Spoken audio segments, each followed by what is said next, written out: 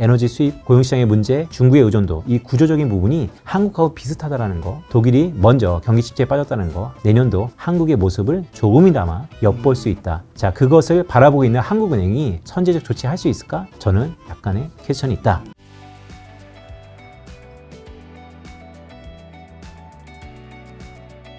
자, 오늘 빈센트 의원이 2024년 매크로 불안은 영혼을 잠식한다라는 무슨 영화 대사 같네요. 네, 영화 타이틀이었고요. 네. 네, 지난번에 한 달 전이죠. 저희가 2024년 매크로 전망을 갖고 왔고, 그때 시간이 다 없어서 일부 앞부분을 했었고요. 오늘 이제 그 이어서 뒷부분 마무리 짓도록 하겠습니다. 네, 불안은 영혼을 잠식한다. 좀 서사적으로 갖고 왔는데, 간단히 좀 치환해 보면, 인플레이션에 대한 불안은 성장을 감식시킨다라는 것으로 이해할 수 있을 것 같습니다. 즉, 여전히 내년도 경제를 조망하는 데 있어서 물가에 대한 불안이 지속될 가능성이 높다. 11월 FOMC 의사록도 발표된 이 시국에 보면 이제는 미국은 기준금리 인상이 끝났는가?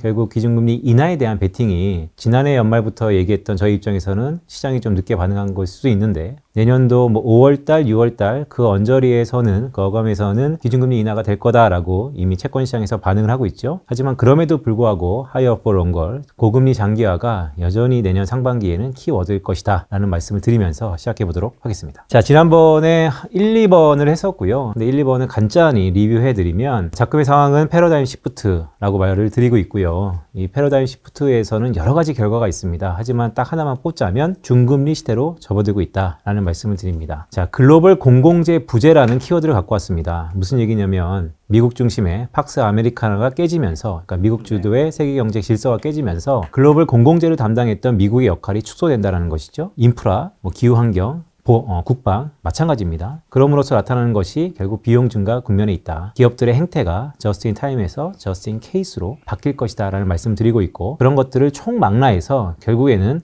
이전보다는 비용이 높아지는 시대, 즉 중금리 시대가 접어든다 라는 것이 첫 번째 메시지였고요. 두 번째 메시지는 미국과 중국의 경제 구조가 바뀌고 있다라는 말씀을 드린 적이 있어요. 그러니까 리모델링 하고 있다. 차이메리카에서 바이 아메리카라고 바뀌고 있고요. 그렇다면 결론이 뭐냐라고 말씀드리면 저는 시중에 생각하고는 조금 다를 수 있는데 달러가 좀 강해질 것 같다라는 말씀을 지속적으로 드리고 있습니다. 달러가 많이 강해졌죠. 지난해 연말에 비해서 상당 부분 추세적으로 높아지고 있는데 이쯤 되면 많이 왔다라는 시각도 분명히 있습니다. 실제 굴곡이 좀 있을 거고요. 그럼에도 불구하고 내년 상반기까지에는 지금의 달러 강세 압력이 상당 부분 지속될 수 있을 것이다 라는 말씀을 계속해서 드립니다. 이유는 차이메리카가 아니고 바이 아메리카로 바뀌는 이 입장에서 미국이 중요한 것은 리쇼어링, 즉 투자입니다. 투자를 하려면 상대적으로 높은 금리가 필요하고 그런 결과 현상에서 강달러가 나타날 개연성이 높다라는 말씀을 드립니다. 중국은 중지국 함정에 탈피하려고 노력할 것이다. 올해도 노력했고 내년에도 노력할 것이다 라고 말씀을 드리고 있습니다. 중진국 함정이라는 게 7, 8%의 성장에서 3, 4%의 성장으로 내려오는 가운데 있는 것이거든요. 자, 그렇다면 중국의 중앙은행인 인민은행이 할 수 있는 것은 그렇죠. 완화적인 정책, 통화 완화 정책을 올해뿐만 아니고 내년에도 지속할 것이다. 자, 일본하고 비슷하지 않습니까? 잃어버린 30년을 타개하기 위해서 BOJ가 계속해서 완화 정책을 폈던 것처럼 중국의 인민은행도 이 중진국 함정을 탈피하기 위해서 재정 정책 플러스 완화적인 정책을 지속할 것이다. 여기서 중요한 키워드는 지속한다는 것인데요. 어떠한 중앙은행의 스탠스가 지속적으로 확정진다라고 한다면 우리가 생각해 볼 수 있는 것 중에 하나가 비자발적인 완화적인 정책 코스가 결국 캐리 트레이드 그러면 엔화였는데 캐리 트레이드의 고유명사가 엔화에서 위안화로 바뀔 수 있는 그럴 가능성이 내년 상반기에 상당 부분 집중될 것이다 라는 말씀을 드립니다. 그래서 전반적으로 패러다임 시프트의 중금리와 미중의 경제 구조가 리모델링, 바뀌고 있다는 것의 주안점으로서 강달러 시대가 도래하고 있다. 적어도 내년 상반기까지에는 이 중금리와 강달러가 지속될 개연성이 있다 라는 말씀을 드리고 있습니다. 자, 오늘 세 번째하고 네 번째 말씀을 드릴 겁니다. 하이포론고입니다.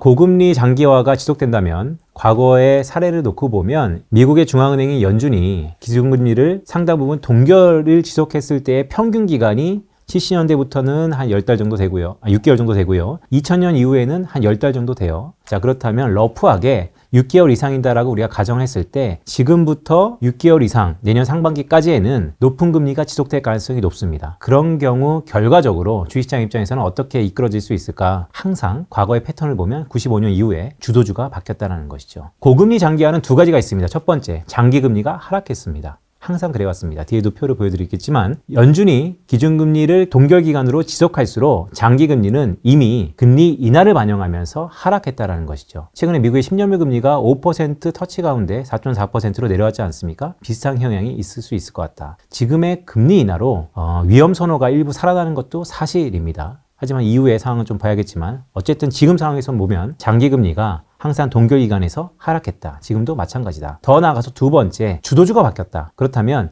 지금의 주도주는 뭐였을까? 에코 땡땡을 비롯해서 상당 부분 2차 전지가 주도주였다면 앞으로의 주도주는 무엇일까? 개인적으로 봤을 때 미국이 가장 필요로 하는 것으로 주도주가 바뀔 가능성이 높아 보입니다. 미국이 가장 필요로 하는 것은 90년대 후반에 있었던 인플레이션을 뛰어넘는 생산성의 제고. 이 생산성의 제고는 결국 효율성 극대화로 이어질 수 있기 때문에 적금의 상황인 AI와 로봇이 향후 주도주가 될 것이다 라고 보고 있습니다. 결국 하이 포 롱걸 앞으로 상반기 동안 미국 연준은 지금의 고금리를 지속할 가능성이 높은데 그러면 두 가지. 첫 번째, 장기금리가 하락한다. 또 하나는 주도주가 바뀌는데 과거의 주도주에서 앞으로의 생산성의 제고를 나타낼 수 있는 즉 효율 극대화인 것이죠. AI와 로봇이 앞으로 그쪽으로 상당 부분 돈이 들어갈 것이다. 거기에 약간의 이벤트성으로 내년도 11월 5일 날 대선이 있지 않습니까? 그렇다면 이 민주와 공화, 양당이 누가 될지를 차치하고 어젠다의 공통분모에 뭐가 있을 것인가? 저는 여전히 리쇼어링 정책이 두 정당의 공통분모로 자리할 수 있을 것이다 라는 의미에서 여전히 AI와 로봇이 내년도 또 하나의 타픽으로 나타날 가능성이 높다라는 말씀을 드립니다. 내년 11월 5일까지는 너무 오래 남았지 않는가 라고 생각할 수 있는데 아시는 것처럼 미국은 간접선거를 갖고 있죠. 내년 2월 달부터 전당대회가 시작됩니다. 3개월도 안 남았습니다. 지금부터 대비를 해야 된다는 말씀을 조심스럽게 드립니다. 자, 네 번째입니다. 말도 많고 탈도 많죠. 한국의 부동산. 올해 부동산을 복귀해 보면 상반기까지는 어느 정도 버티다가 고점 대비 한 30% 정도 빠지다가 정부의 정책으로 특례론이죠. 어느 정도 리바운드 했었어요. 근데 최근에 한국의 부동산 지표들을 보면 거래량 높고 호가는 꺾이는 다시 한번 정책에 대한 부재 때문에 수요 둔화가 나타나고 있습니다. 그러다 보니까 내년에 대한 전망이 의견이 분분하죠. 이제는 어려울 것이다. 수요가 없다. 급 하락할 것이다 라는 전망이 있고 어느 정도는 그래도 신생아 특례론처럼 다시 한번 정책적 드라이브가 내년 4월 전후로 해서 살아날 것이다. 여러 가지 의견이 분분한 가운데 있습니다. 저는 개인적으로 내년도 한국의 부동산은 다운사이드 리스크가 크다, 불안하다는 말씀을 드리고 있으면서도 우리랑 비슷한 상황을 겪고 있는 독일, 중국, 미국의 경우를 한번 점검해 보자라는 게 오늘의 키워드입니다. 같을 수도 있고 다른 부분도 있는데 독일이 최근에 경기 침체를 겪고 있는데 유로존 중에서도 가장 중요한 독일의 부동산 가격이 가장 낙폭이 크거든요. 이유는 뭘까? 그러면 한국은 독일하고 어떤 부분이 같고 어떤 부분이 다른가? 아시는 것처럼 중국은 특히 부동산이 현재 거래량이 스퀴즈 줄어들고 있습니다. 중국의 거래량이 준다는 게 한국하고 비슷하지 않습니까? 한국도 최근에 거래량이 없기 때문에 그렇다면 어느 부분에서 우리가 주목해야 되는가? 미국은요. 이상하게 고금리에도 불구하고 모기지 금리가 상당 부분 높음에도 불구하고 꽤 선방하고 있습니다. 도대체 왜 미국의 부동산은 선방하고 있는 것인가? 뒤에도 차트로 보여드리겠지만 결론적으로 말씀드리면 미국은 주택 재고량이 상당 부분 없기 때문에 재고에 대한 줄어듦이 미국 경기를 떠받치고 있다. 자, 그렇다면 한국은 어떨까? 이 부분도 한번 점검해 볼 필요가 있다라는 말씀을 드리면서 끝으로 한국 그러면 BOK, 즉 한국의 중앙은행인 한국은행은 내년도 기준금리 인하를 할 수 있을 것인가? 한다면 상반기에 하는 것인가? 하반기에 하는 것인가? 저는 결론적으로 말씀드리면 상반기는 좀 어려울 것 같다. 선제적인 금리 인상을 했기 때문에 내년 상반기에 기준금리 인하를 할 거다라는 기대가 있는 것도 사실인데요. 저는 상황이 좀 어려울 것 같다라는 근거 중에 하나가 국제유가와 미국 달러화가요. 과거 우리의 논리대로 보면요. 달러가 강하면 유가는 하락하고요. 유가가 올라가면 달러는 약했습니다. 그런데 코로나 이후에 어떤 상황이 벌어지고 있냐? 국제유가와 미국 달러화가 동반 강세를 보이는 정의 상관관계를 나타나고 있습니다. 되게 이례적인 경우입니다. 근데 결론적으로 먼저 말씀드리면요. 국제유가와 달러가 강하면서 한국에는 어떤 상황이 벌어지고 있냐? 원화가 약한데요.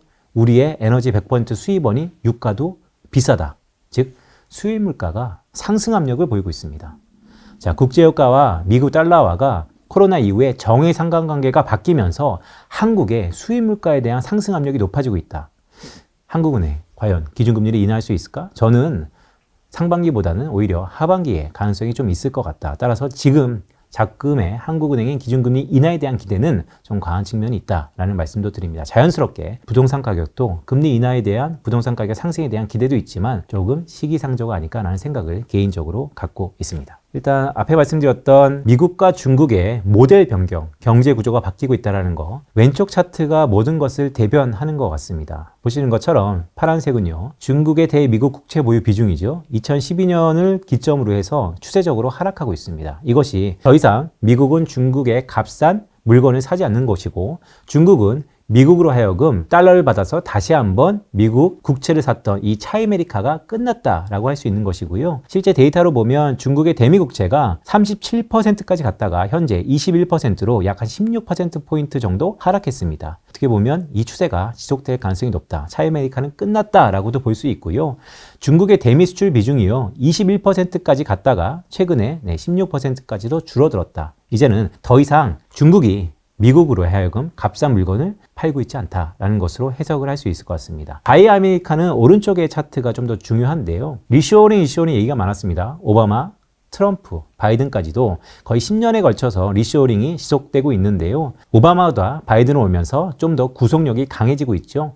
인센티브가 아니고 페널티 제도로 바뀌었기 때문입니다. 리쇼어링을 안 한다는 것은 세제 감면이 아니고 이제 벌금을 매기고 있기 때문인데요. 자, 그런 게 미국 사회에서 데이터로 확인되고 있습니다. 오른쪽에 보시면 미국 제조업의 건설 지출이에요. 파란색입니다. 최근 들어서 어떠세요? 코로나 이후에 이렇게 고개를 부쩍 들고 있습니다. 이게 의미하는 게 무엇일까요? 드디어 미국에서도요, 공장을 짓기 위해서 제조업 건설 지출이 증가하고 있다는 것입니다. 리쇼어링이 데이터로 확인되고 있다. 자연스럽게 달러 강세와 리쇼어링이 결합되고 있다는 것입니다. 이런 측면에서 내년에 대선 테마와 연결시켜 본다면 여전히 리쇼어링과 달러 강세는 적어도 내년 상반기까지 지속될 가능성이 높은 요인이다라는 말씀을 드립니다. 자, 오른쪽 차트입니다. 이거는 내년 대선을 앞두고서 이런 시각이 있어요. 트럼프는 그래도 신재생을 싫어하고 전통 오일로 회귀하자라는 주장을 하고 있고요. 특히 공화당 쪽에서. 민주당 쪽에서는 어떤 주장을 하고 있죠? 청정에너지, 즉 IRA를 비롯해서 이제 신재생으로 가자라는 얘기를 하고 있습니다. 혹시 트럼프가 된다면 오늘 이 순간에 지지율을 놓고 보면 트럼프의 가능성이 훨씬 높기 때문에 만약에 트럼프가 된다면 이제 신재생은 끝나는 거 아닌가에 대한 우려감도 있는 게 사실입니다. 근데 저는 좀 생각이 다릅니다. 두 정당이 아젠다로 붙을 것인데요. 공통 분모가 뭐냐면 타도 중국, 아메리카 퍼스트입니다. 자, 그렇다면 이 신재생도요, 가만 보시면 오른쪽 차트. 자, 신재생은 민주당에서 발의했죠. 바이든이 주창했던 정책입니다. 그런데 실제 신재생으로 인해서 수혜를 받던 지역을 나눠보니까 공화당 지역의 비율이 훨씬 더 높다라는 것입니다. 자, 이게 의미하는 게 무엇일까요? 공화당 입장에서는 대놓고 신재생을 주장하진 않겠지만 바이든의 신재생 정책이 나의 표의 텃밭이 내 지역구에 좀 더 이롭다라는 것이죠. 자, 트럼프가 바이든 누가 될지 모르겠습니다. 하지만 이 신재생의 테마 자체가 여기에 들어가는 정책의 공약 자체가 쉽사리 수그러들지 않을 것 같다. 더 나아가서 왼쪽 차트에 보시는 것처럼 리쇼어링은 미국의 가장 중요한 소비 경제의 근간이 될 수 있는 고용시장의 플러스 요인이 되는가라는 것을 의미해 봤을 때 내년도 리쇼어링과 더 나아가서 신재생 쪽에서의 타픽은 누가 되더라도 결과에 차치하더라도 지속될 가능성이 높아 보인다라는 말씀을 드립니다. 중국의 성장동이 말씀드렸던 것처럼 중국은 중지국 함정을 탈피하기 위해서 노력할 것이다라는 말씀을 드렸었는데 왼쪽 차트에 보시면 이거 IMF 자료입니다. GDP 대비 경상수지가 한때 중국은 수출로 먹고 사는 국가에서 이제는 계속해서 줄고 있다는 게 어떤 걸 의미합니까? 수출이 안 되면 내수로 집중하고 있다. 그런데 중국 역시도 내수 부양을 하려다 보면 빚도 없고 투자의 탄력성이 높을 만큼 깨끗해야 되는데 오른쪽 차트에 보시면 중국도 상당 부분 부채의 부담이 많다. 특히 이 부채의 부담 중앙에서는 결국 지방의 공사 개념인 LGFP라 그래서 지방의 투자를 위해서 나타날 수 있는 페이퍼 컴퍼니 비슷한 공사 개념입니다. 이런 쪽에서도 상당 부분 부채가 많다. 이것을 타개하기 위해서 재정을 쓰고 있는데 과거와 다른 것은 재정의 멀티플레이어 자체, 재정 승수가 과거 코로나 이전과 이후가 급격하게 달라졌다. 무슨 얘기냐면 재정 승수, 돈을 썼을 때, 재정을 썼을 때 성장률이 얼마만큼 증가할 수 있는 것을 나타내는 탄력도인데요. 그게 과거에 비해서 약 한 25% 하락했다는 거. 과거와 동일한 결과를 내려면 재정을 25%는 더 써야 된다는 거. 자, 지금 연일 중국의 재정 정책에 대한 뉴스 플로우들이 나타나고 있습니다. 재정을 많이 쓸 것이다. 이전보다 훨씬 더 늘어날 것이다. 그런데 봐야 될 건 무엇이죠? 이전보다 25%더 쓴다 하더라도 과거랑 비슷한 결과일 수 있다. 자, 중국 정부가 재정 정책에 대한 유동성에 대한 크기가 얼마나 커질 것이라는 것을 우리가 가늠할 수 있다. 하지만 그에 대한 효과는 생각보다 크지 않을 수 있다라는 말씀도 조심스럽게 드립니다. 네, 세 번째입니다. 말씀 주셨던 것처럼 하이퍼롱걸 12월 FOMC를 앞두고 미국의 기준금리가 특히 올해 한번 인상을 하는 것인가? 아니면 계속해서 추가적으로 동결하는 것인가? 내년에는 어떻게 되는 것인가? 약간의 의구심이 있는 것이죠. 자, 이 표는 제가 김작가 TV에 매월 오면서 계속 업데이트 해 나가고 있는 표입니다. 과거에 미국 연준이, 미국 중앙은행이 기준금리 정책을 바꿨을 때는 다양한 조건들이 부합했는데 그 중에 하나가 실질금리가 플러스가 됐었다. 한 번도 실질금리가 플러스가 되지 않고서 방향을 바꾼 적은 없다. 그런데 공교롭게 보시면 11월달 기준입니다. 기준금리는 연방기금리 상단이 5.5%. 근데 핵심 PCE와 핵심 CPI 둘 다 보면 플러스가 됐죠. 따라서 지금 그 어느 순간에도 연준이 피보팅 해도 과거와 달리 안 될 건 없다라는 말씀을 드리고 있습니다. 자, 마지막 기준금리 인상 이후에 평균 동결 기간은 70년대부터는 한 4개월 정도 됐고요. 2000년 이후에는 10개월입니다. 그래서 감안해보면 적어도 6개월 이상은 지속될 가능성이 높다라는 의미에서 자, 9월달 넘어서 계속해서 4개월 연속 기준금리 동결을 하고 있죠. 그렇다면 2000년 이후의 평균을 자연스럽게 대입해보면 내년 한 5, 6월달까지는 현재 수준 5.5%의 기준금리가 지속될 가능성이 높다라는 것입니다. 그렇기 때문에 과거와 동일하게 이러한 고금리가 지속되는 동결 기간에 어떤 일이 벌어질까가 우리의 투자 포인트인데요. 첫 번째 포인트는 말씀드렸던 것처럼 오른쪽 차트인 것이죠. 과거에 연방기금리가 고점을 유지하고 동결이 되었을 때 95년, 2000년, 2006년, 2018년 전부 다 장기금리가 하락했다라는 것입니다. 많게는 170bp, 그러니까 1.7%포인트, 적게는 0.7%포인트. 자, 여기에 두 가지 포인트가 있습니다. 첫 번째는 주식 투자하는 입장에서는 드디어 장기금리가 내려가는구나. 긍정적일 수 있어요. 최근에 작금의 위험 선호 현상도 거기에 결부될 수 있죠. 중립금리의 상승을 주장하는 저 입장에서 보면요. 그 폭 자체가요. 현재 5% 수준에서 러프하게 보더라도 2% 내려간다 하더라도 3% 수준이라는 것이죠. 자, 과거 0%하고는 상당히 궤가 있다는 거. 처음에는 장기금리가 더 이상 올라가지 않고 하락하는 것에 기대를 걸 겁니다. 근데 두 번째는 생각보다 하락폭이 크지 않는데에 대해서 시장은 다소 실망할 가능성도 있다는 것이 저의 포인트입니다. 이전보다 중립금리가요 상승 국면에 있다는 게 지금은 강한 긴축 사이드가 줄어들고 있고 종료되고 있다는 것에 크게 희망을 걸고 있지만 조만간 생각보다 수준이 높은데 고금리 장기화, 중금리 장기화 이 부분이 금융시장을 억누를 수 있다는 포인트도 제가 두 번째로 드립니다. 과거 동결 기간에는 왼쪽 차트는 동글뱅이 이런 기간에 동결을 했고요. 그 동결 기간에 오른쪽 차트에 보면 각종 경제 지표들, 물가, 고용, 소비, 생산, 신용, 금융 전부 다 변했었는데요. 보시기 편하게 이 빨간색 음영 처리한 부분을 보시면 됩니다. 음영 처리한 부분은 뭐냐면 전부 다 안 좋아졌던 지표입니다. 즉 동결 이후에 왼쪽 차트 한번 보시죠. 자세히 보셔야 되는데 이 빗금칠한 게 경기 침체 기관이거든요. 동결 이후에 항상 침체가 왔다라는 거. 근데 이번에도 이제 동결을 지속하고 있다라는 거. 여전히 침체론이 있습니다. 저는 개인적으로 내년 상반기에 미국 경제는 침체에 버금가는 성장률의 하락이 나타날 것이다라고 보고 있는 사람으로서 과거랑 동일한 패턴. 이번엔 다를 것이다? 글쎄요. 저는 이번에도 비슷할 가능성이 높다. 따라서 생산 측면, 특히 소프트 데이터인 제조 서비스업 PMI, 서베이 지표를 봐야 되고 두 번째는 신용 사이드, 세 번째는 고용. 이 부분들이 순차적으로 안 좋아질 가능성이 높다. 이전하고 달리 현재 고용시장은 과거의 침체 패턴하고 좀 벗어나 있는 건 사실입니다. 하지만 생산 쪽에서의 서베이 지표라든지 신용 쪽에서의 문제가 분명히 미국 경제의 성장을 둔화시키고 있다는 말씀을 드립니다. 자, 주소주가 바뀐다고 말씀드렸죠? 왼쪽 차트에 보시면 금리 인하 직후 조정기간, 자, 금리가 인하한 다음에 S&P 500이라든지 다른 위험자산 수익률이 크게 조정받을 가능성이 항상 나타났던 패턴인데 그게 보면 길게는 5개월, 짧게는 한 달 정도 조정을 받았었다. 언제? 기준금리 동결 기간에. 자, 지금 기준금리 동결 기간이 12월까지도 동결이 된다면 시작됐다라고 봐도 무방하기 때문에 그런 부분들에서 과거 패턴을 우리가 주목할 필요가 있다라는 말씀을 드립니다. 여기에 포트폴리오 차원에서 하나 더 팁을 드리자면요. 과거 지금처럼 중금리 시대에 패러다임 시프트의 중근위 시대라고 말씀드렸고, 그러면 동결기간이 지속된다고 봤을 때 주도주가 바뀌는 것은 주식 안에서의 하나의 주안점이고요. 또 하나 좀 더 넓게 보자면 포트폴리오 차원에서 인플레이션 시대의 포트폴리오는 어떻게 가져가야 될까? 오른쪽 차트에 보시는 것처럼 경기 침체 기간에 항상 금하고 미국의 주가의 수익률을 봤을 때 평균적으로 보면 어떠시죠? 네, 보시는 것처럼 항상 경기 침체 구간에 플러스 인플레이션 구간에 금의 수익률이 좋았다는 거. 올해 금 수익률이 좋습니다. 인플레이션에 대한 기대, 해치에 대한 수단이 있었다는 것이죠. 자, 내년도는 어떨까? 인플레이션이 완전히 잡힌다라고 하면 정반대의 결과가 나올 겁니다. 하지만 개인적으로 계속해서 말씀드리는 것처럼 인플레이션이 잡히긴 잡히는데요. 이전보다 높은 수준의 인플레이션, 물가, 금리가 지속되는 한 포트폴리오 상에서 금은 상당 부분 포지션을 갖고 가는 것이 개인적으로 바람직하지 않을까라는 말씀을 드립니다. 아직도 기억납니다. 지난해 한 1년 전일까요? 이때 저한테 물어보셨어요. 자, 그럼 지금 시국에 어떤 걸 사면 좋을까? 제가 강력하게 금을 추천해 적이 있죠. 지금하고 비슷합니다.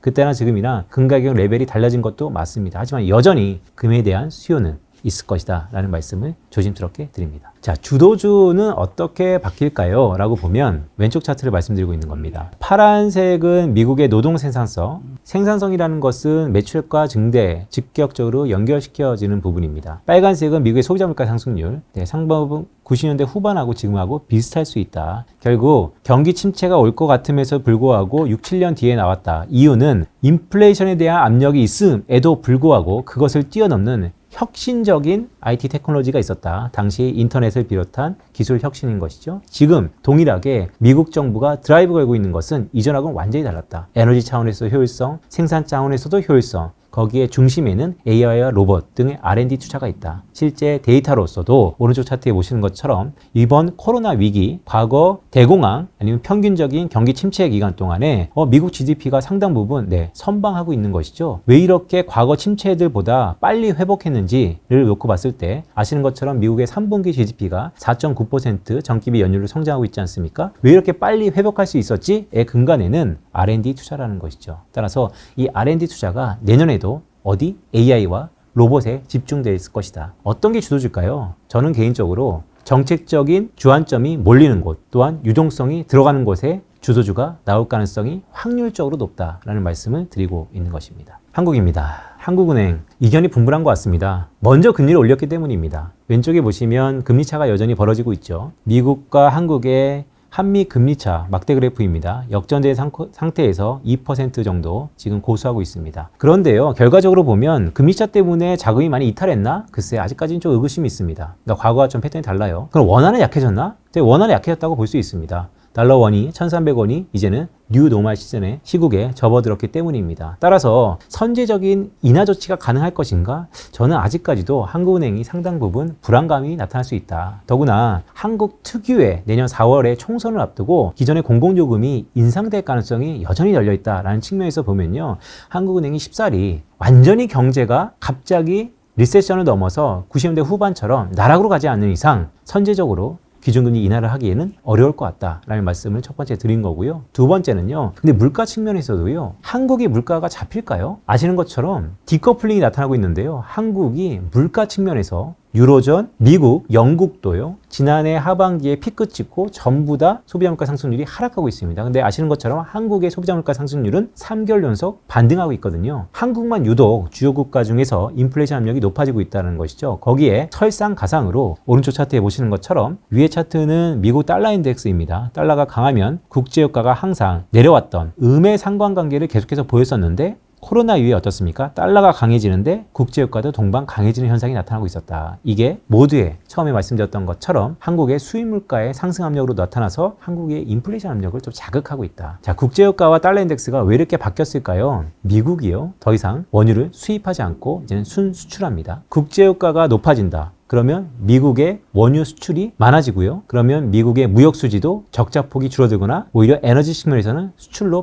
흑자로 바뀌는 것이죠. 자, 미국의 무역 수지가 적자가 줄어든다. 이거는 달러의 강세로 다시 한번 자리매김할 수 있고, 그건 도돌이표인 것이죠. 국제유가가 올라간다. 그럼 미국의 무역 수지 적자가 줄어든다. 에너지 쪽에서는 흑자가 지속되고 있다. 그럼 다시 한번 달러 강세 압력을 부추기고 있다. 이 순환고리가 이전하고는 없던 패러다임의 변화입니다. 그런 변화 속에서 내년도 달러 강세와 국제유가의 상승은 한국의 수입 물가의 상승을 야기하기 때문에 한국은행 선제적 조치 쉽지 않을 거다라는 말씀을 드리는 근거 중에 하나입니다. 자, 왼쪽에 미스프린트입니다. 네, GDP 대비 가계부채입니다. 가처분 소득 대비는 160%를 훌쩍 넘었고요. GDP 대비 가계부채가 현재 한 106% 정도 됩니다. IMF가 경고하고 나섰죠.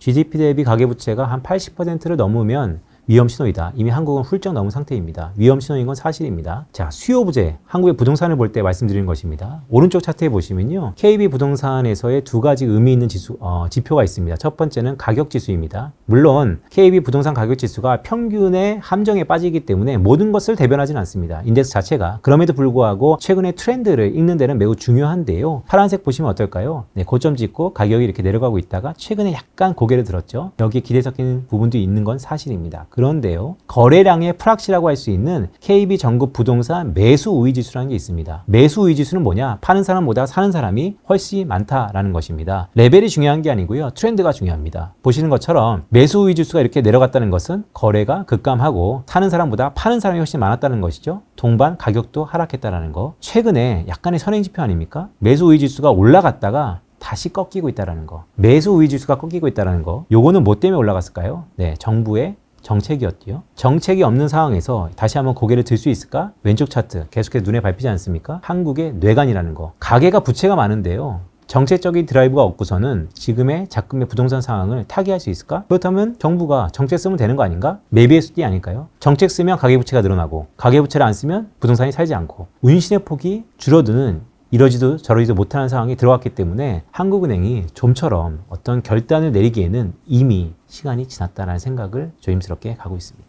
자, 그러면 옆 나라인 독일, 중국, 미국은 어떨까? 독일은요, 아시는 것처럼 한국하고 가까운 비슷한 게 많습니다. 첫 번째, 에너지를 전적으로 해외에 의존하는 수입국이라는 거, 한국하고 똑같습니다. 두 번째, 고용시장이요, 시니어층이 넓어지고 고용시장에 문제가 생기기 시작했다는 거, 한국하고 똑같습니다. 세 번째, 독일도요, 한국에 버금갈 만큼 중국 경제 의존도가 높습니다. 이 세 가지 때문에 현재 독일이 리세션에 빠졌습니다. 성장률이 마이너스를 찍었거든요. 2023년 3분기 기준으로, 제가 텍스트에 써놨지만 마이너스 0.4%를 기록하고 있습니다. 6개월 뒤에 한국의 모습이 아닐까라고 조심스럽게 우려 섞인 부분이 있습니다. 두 번째, 그렇다면 독일이 수출 경제가 안 좋다면 내수가 살아나야 되는데, 오른쪽 차트에 보시는 것처럼 독일의 주택 가격이요, 유로존 수많은 국가들 중에서 2분기 말 기준으로 가장 하락폭이 크다라는 거. 자, 독일 경제가 침체에 빠졌습니다. 여전히 한국하고 비슷했던 에너지 수입, 고용시장의 문제, 중국의 의존도, 이 구조적인 부분이 한국하고 비슷하다라는 거, 독일이 먼저 경기 침체에 빠졌다는 거, 내년도 한국의 모습을 조금이나마 엿볼 수 있다. 자, 그것을 바라보고 있는 한국은행이 생각보다 선제적 조치할 수 있을까? 저는 약간의